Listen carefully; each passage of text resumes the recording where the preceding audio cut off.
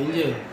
Ranger ada 3. Ranger pada bayi, pada diri kita dan persekitaran. Okay, good. Okay, Macam mana nak buat tu? Kita cek Ranger, kita Okay. tengok bayi ni selamat tak selamat. Okay. Okay.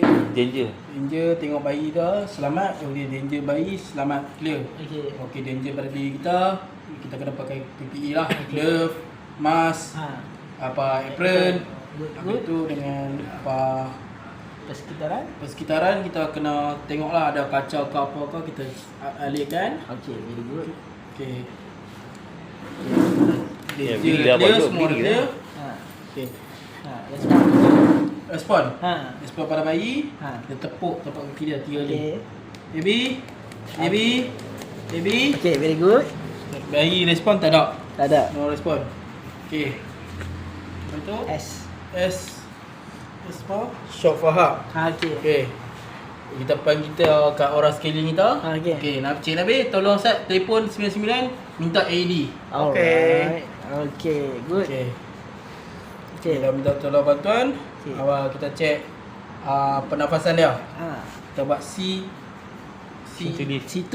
C2. Ha. Chin lift. Kita Okey. cungkit dan dengar besar dan melihat. Okay, tak ada respon. Tak ada Ha. respon. Okey. Itu kita bagi nafasan dan banyak 5 kali. Bagus. Macam mana? Contoh. Kalau kita nak bagi nafasan, Ha.